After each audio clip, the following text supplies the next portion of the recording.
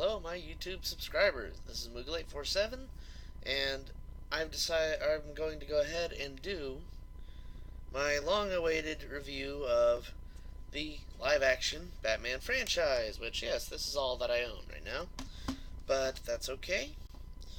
And I can tell you my reasons for why I don't have Batman Forever, or Batman and Returns, or Batman and Robin. Batman and Robin being a little more understandable. But at least I can go ahead and talk about this. Now, originally, the only live action thing we had that was Batman was the really bad Adam West Batman TV show, and then also the movie that came out later, directed by, I do believe, Joel Schumacher. But in 1989, Tim Burton got in touch and ended up becoming ended up going on to direct Batman, and this is still considered to be one of the greatest Batman movies ever done. Now, I mean, this starred Michael Keaton, Kim Basinger. Nicole Kidman was the third one, and Jack Nicholson, with Michael Keaton being Batman, Kim Basinger playing Vicky Vale, and Jack Nicholson playing the Joker, which is very fun to think of, and by God, he must have had a blast doing that role. But yes, you get to see everything from the Batman, or you get to see everything from the reason why Bruce became Batman, and get to see all sorts of good stuff. And yeah, now the movie's not without its nitpicks, but it's still pretty cool. And also, gotta love the fact that you have Billy D. Williams in there as Harvey Dent. And he's in there just for this movie. He is not in the second movie. And when we get to the third movie, he apparently changes actors. And pretty much pulls a Michael Jackson. So that's kind of fun. But, like I said, the movie itself is really good. I mean, gotta love it. You got Danny Elfman doing the score. It's a must-see, guys. Alright? Maybe an older film, but you gotta check it out. Alright? Now, they did do Batman Returns. Tim Burton came back to direct it. And it actually had a slightly more dark feel. Did do some stuff to try to make it a little more lighthearted here and there, but you still had Michael Keaton coming back, and Commissioner Gordon still being played by the same actor as well as Alfred. But here, the love interest ends up being replaced by Michelle Pfeiffer playing Selina Kyle, or the Catwoman. And as well as you getting Danny DeVito to play Penguin, which, that right there, absolutely good casting.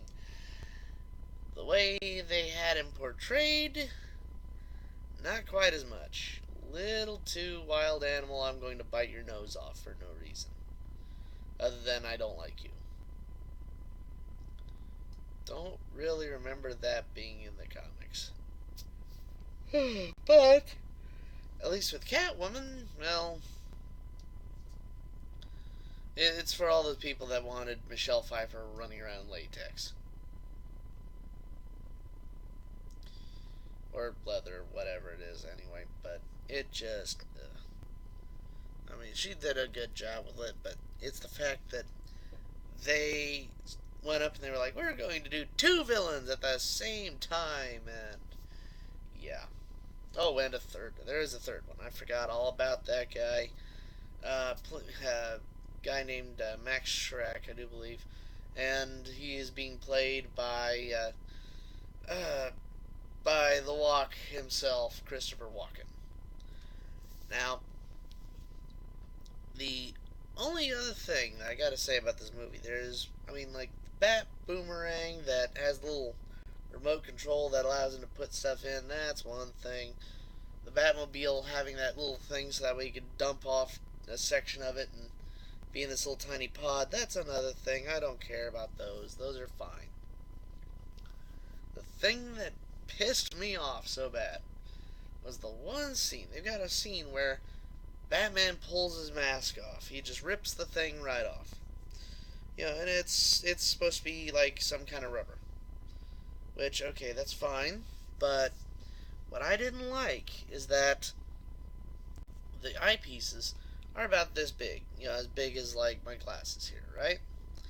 Well, they then have it so they have to fill in black eyeliner, all around the eyes. Which, okay, that's fine. Problem is, with that scene, you can tell he's got the black eyeliner on. And then as soon as they switch to the scene of him going up and grabbing the side of the mask and ripping it off, you realize his eyes have no more black eyeliner. So that way when he pulls the mask off all the way, he's got the white. The white skin showing. But it's just the fact that the white skin is showing beforehand, and you're like, whoa, that's freaking bright and colorful. How'd that happen? So, like I said, it's the movie itself. I don't know.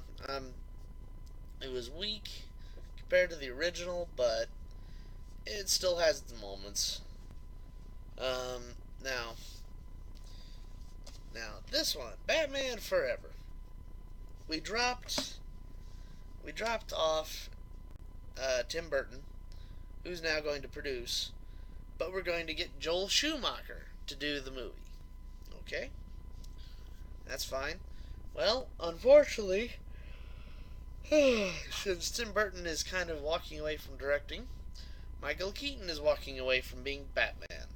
So we get Val Kilmer, the man who constantly has this face where he can't quite close his mouth all the way for some reason. Very distracting when the whole time you're trying to watch Batman, he's other. I can't quite do the same expression, but just constantly breathing out of his mouth. It's really distracting. The other thing that got that was a little more distracting is the previous two Batman films. The bat suit looked like it was like rubber armor, which is fine. This one, they made it so that the rubber is more articulated to look like muscle. Well, okay, that's fine. And oh yes, I've got to do the elephant in the room. Bat nipples. Or sorry, bat rubber nipples.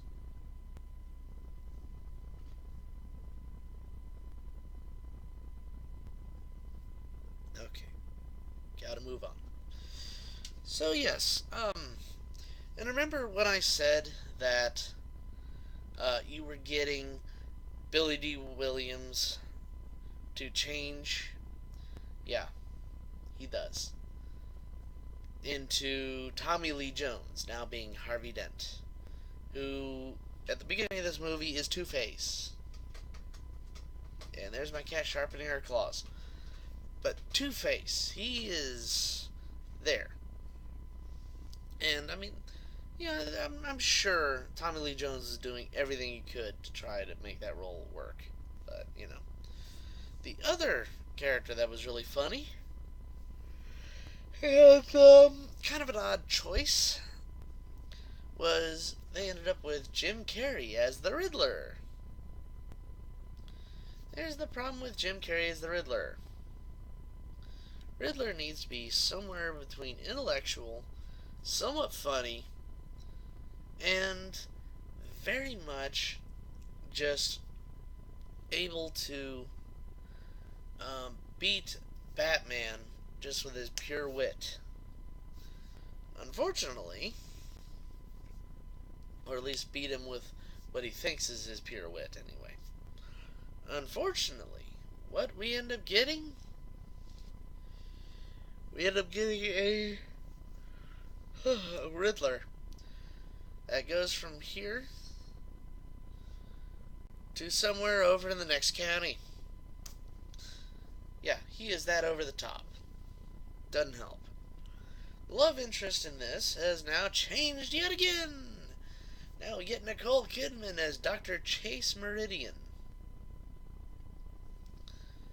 And best thing that came out of that is Jim Carrey's great one-liner where she introduces herself to him and he goes up and goes, or after she goes up and goes, "I'm Chase," and he says, "And what a grand pursuit you must be." Yep. It took me years before I finally realized that's what he was actually saying, or finally understanding the joke. So, yeah, not all of us were paying attention. A lot of us were looking at the really crappy neon and freaking bat nipples. Or bat rubber nipples. Oh, God. Anyway. And then, oh yes, we get to add Chris O'Donnell as Dick Grayson, Robin. And yeah, this stuff worked okay, but the problem I've got with this movie is that Gotham now has all these giant statues. Now, granted, you can go to New York, you can see Gothic architecture, you can see statuaries all over that, or Chicago, or whatever, but this is a little much. When you get, and I am not joking, when you get, like, observatories that are being held up by a giant statue, or, like, a freeway that is on the back of a statue. Who in the hell designed this goddamn town? It makes no freaking sense. I don't like it. But, like I said, it's just there. But, yeah. The movie just kind of loses focus. I'm not even going to try to bother with the story. This is one of those, it's getting bad, but you got to see it. It's the better of the two Schumacher films of Batman. But now we come to the, oh God, the redheaded stepchild of the Batman franchise. And I am not talking the 60s Batman. We are talking Batman and Robin. Oh God. Here's what I gotta say. Bat rubber nipples still in effect. Oh, and I totally forgot the other thing that Batman Forever and even this movie didn't need. The bat rubber ass. Joel Schumacher.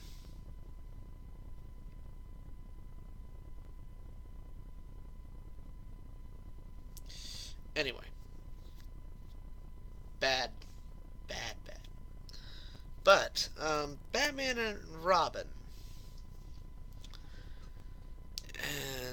And I mean, this is something I've been noticing in the movies. As they keep going, they add more characters, add more bad guys, add more this, that, and the other. And it's getting to the place where, I made this point with Batman v Superman, in which I said, there's that one phrase, there's that one idiom of too many cooks in the kitchen. These movies are not the too many cooks in the kitchen. These movies go from good to an idea of too many ingredients in the soup bowl. Yep. There's too many ingredients, not enough soup. So, yep, that's a problem. Now, Batman and Robin, you got Mr. Freeze in this one, being played by Arnold Schwarzenegger, which actually was a good idea. A good idea for the choice. Unfortunately, the script... oh God, why script? Why? Oh God, the script. Okay. Too many ice puns. And I'm not talking like, you could watch the Batman animated series and listen to that Mr. Freeze and the ice puns work. These, no. when you get a line of, "What killed the dinosaurs? The Ice Age." Well, it could almost be true, because look at the movie franchise Ice Age. You know, it just. I digress. Um, let's see. Next choice that was really interesting. Uma Thurman is Poison Ivy. Well, okay. Of course, problem is. I mean, Uma Thurman is a great actress. She's a pretty darn good actress. I don't think she's exactly the most beautiful woman possible that would be great for Poison Ivy. Sadly. But, you know, I'm not the guy doing the casting. This is. They went with that because she was a rising star. Sure, whatever. Next up on the list, we have. Oh, yes, by the way, love interest in this, forget about her. She is calendar girl number 4 this time. So, we're not even going to try. She has.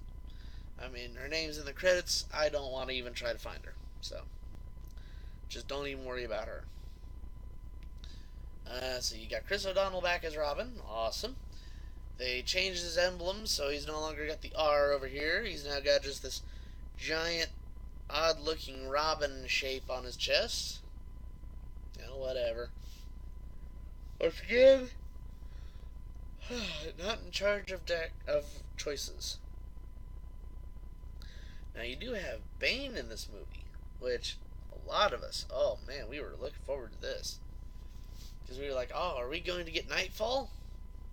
Or Bane actually breaks Batman's back? Sadly, we aren't. We are getting giant gorilla that pretty much says exactly what you just said. Well, not completely exactly. When you get lines like, you know, "No more monkey business, Bane. Time to get to work." And Bane responds with, "Monkey work." No. Does not work. Does not compute. Now, we do get one other additional character. And that is Barbara. Fill in last name here, because we're not going to make her Gordon. We're going to make her Alfred's niece. And after pointless plot twists here, there, and everywhere, she eventually becomes Batgirl. Okay, fine. Thank you again, Joel Schumacher, for the wonderful badass. I did not stutter. It is badass. That is not with a D. That is a bat. Anyway, so you get that again. But what's hilarious, though, is that despite all of this, we just get all these characters in one shot. And you just are sitting here going, where is the story going? And just can't do it. I just can't do it. This movie is so bad. And oh. Let's not forget my least personal favorite thing. Now, I know a lot of people go crazy over the Bat credit card. So yeah, that is the stupidest shit idea I've ever seen. But that's not what I'm looking at. What I am looking at is the fact that they brought up the freeze beam. And I'm not talking the beam or freeze beam or freeze ray. And I am not talking about, Mr. Freeze's gun. I am talking about that one freaking light that Mr. Freeze needs to stay in order to stay cold. While the rest of the room is hot. Okay, here's the problem with this. One, it worked in the 60s, or 70s or whenever the original Batman TV series happened. Where you had low budget effects, and it's like, well, you don't want to make it so it's real hard to sit there and try to freeze that in much room and this, that, and the other. So how are we going to do this? Well, how about just shine a blue light and say, this is the freeze path. Oh, well, this is the only place that Mr. Freeze can walk, because it's too cold for anyone else to walk. Okay, great. Did not compute with this movie. I am so sorry. I hated that section. And yeah, there were so many problems with that movie. Oh, and I will say the music changed after Batman Forever to be Elliot Goldenthal doing the music. Now, I'm not going to yell at Goldenthal's music. I mean, I'm not going to fault him entirely for his music. A lot of his music is really good. His music here is good. The problem I have is that it's just a little too weird and just, I don't know where you're going with it. I mean, like literally, when you did the Danny Elfman score, it's like, yeah, this has that dark brooding sound, and then when it gets to the faster pace, it's like, yeah, I am Batman, I'm going to kick your ass. The Goldenthal stuff just sounds like I'm falling up and down stairs. Here's a good example. The Tim Burton stuff, and you're like, oh, I am ready. I am ready to do this. What is the Goldenthal one?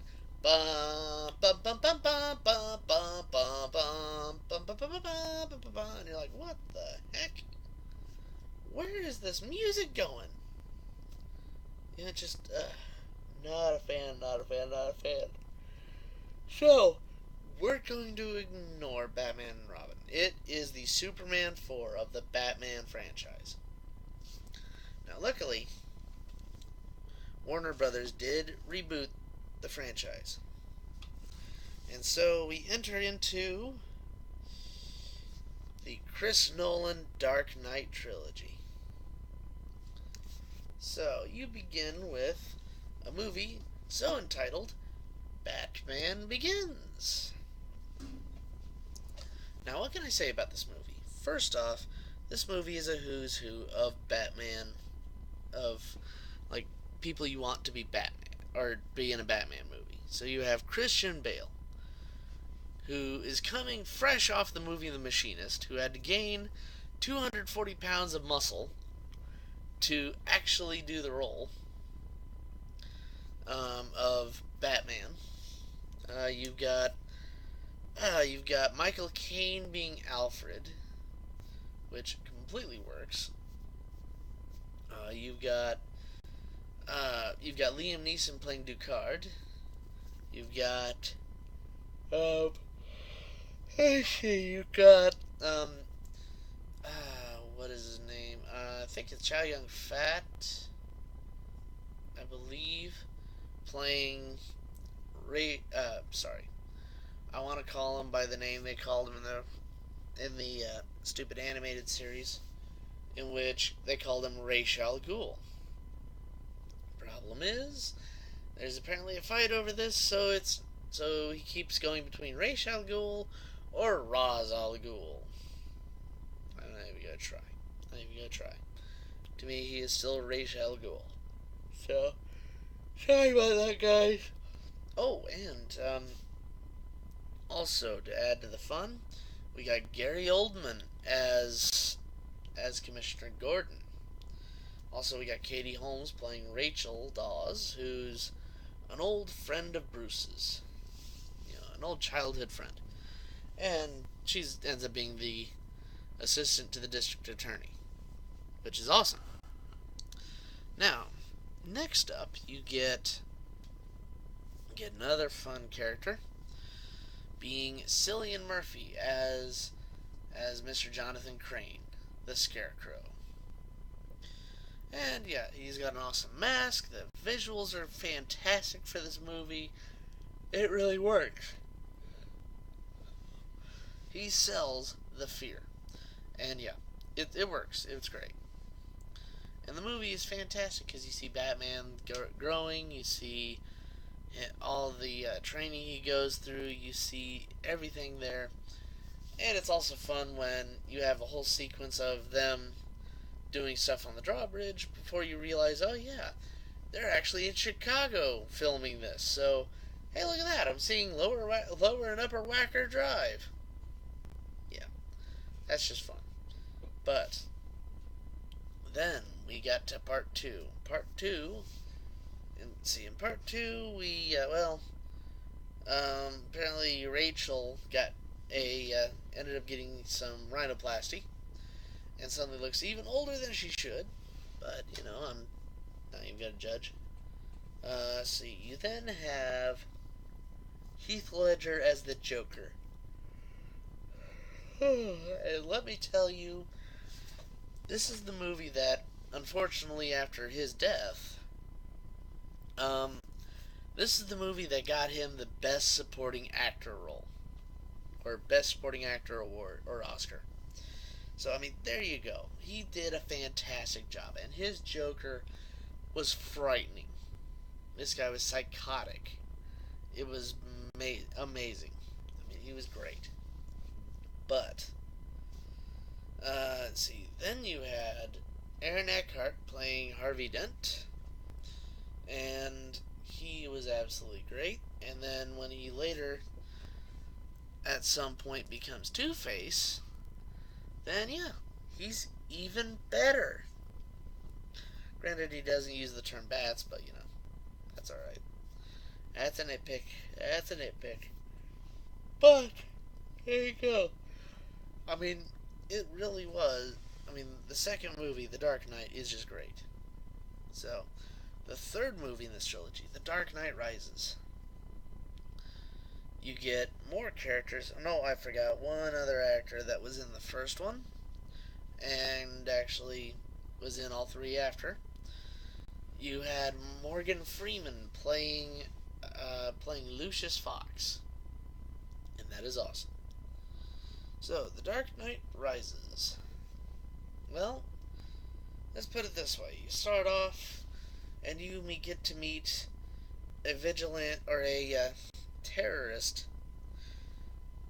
known as Bane, and thank God, Bane is actually competent. Whether or not he is actually understandable is completely up to you on that one. But I mean, when he's wearing the mask and it's literally you're getting lines like, "Oh, perhaps you," or was it, or perhaps he's wondering why you would shoot a man before tossing him out of plane. Just that's my Bane impersonation. Sorry, guys. I'm not that great at impersonations, but But yeah, Bane is a good character. He was fun. You get to see him hijacking a plane for one man. You then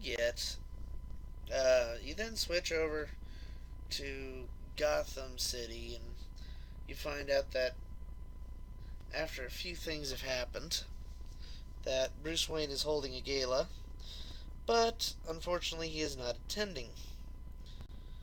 And Bruce Wayne has apparently locked himself in his mansion for years.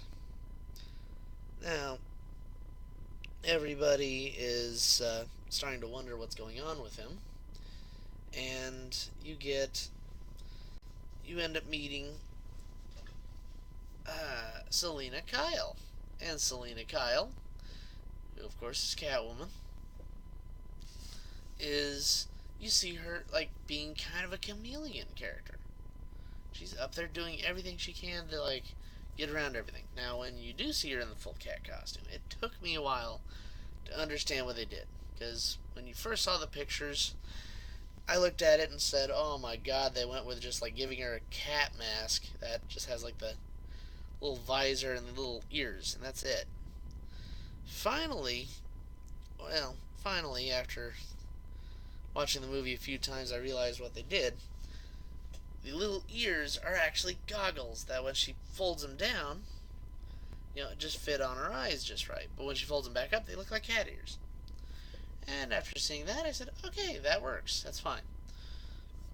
But